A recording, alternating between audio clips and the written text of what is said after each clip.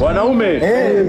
Mwanaume, umeshindwa kujiamini kitandani, ujumbe huu unakuhusu. Daktari, nimegundulika kuwa na tatizo la kisukari. Je, hii inaweza ikawa sababu ya mimi kupoteza hisia za tendo la ndoa? Ndiyo, na nitakuelekeza jinsi gani kisukari kinapelekea kupungua kwa hisia. Daktari, mimi ninapiga show balaa, lakini cha kushangaza mke wangu bado anasema anapungukiwa na hisia kwa sababu simfikishi kileleni. Je, inatakiwa nitumie dakika ngapi ili kumfikisha? Ili uweze kumfikisha mwenza wako, inategemeana na afya ya akili na ya kimwili ya mwenza wako, na hilo tutalijadili.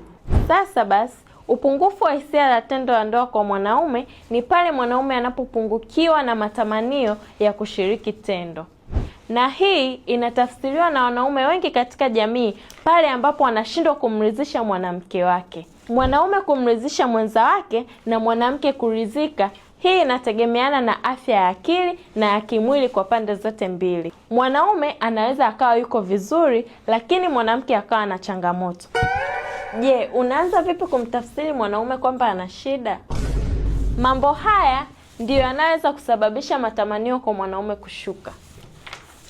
Endapo mwanaume atapata hitilafu katika homoni ya testosterone, thyroid na prolactin. Endapo homoni hizi zitaathirika katika kiwango chake sahihi, kuna athari kubwa ya mwanaume kupata changamoto ya kukosa hisia za kushiriki tendo la ndoa. Homoni ya testosterone ikiwa ipo chini, homoni ya thyroid ikiwa ipo juu au ikiwa ipo chini, na homoni ya prolactin zikiwa ziko juu, husababisha kushuka kwa hisia za tendo la ndoa kwa mwanaume.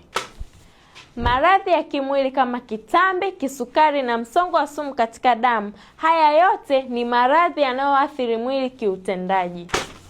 Matatizo ya kisaikolojia au matatizo ya kiakili ni ile hali ambayo mwanaume anakuwa amejijengea katika akili yake ili aweze kushiriki tendo kiusahihi ni lazima afikie kiwango fulani. Hivyo basi, mwili unavyoshindwa kumfikisha katika kile kiwango ambacho anakuwa amejiwekea katika akili yake, inaweza kumsababisha kuto kujiamini.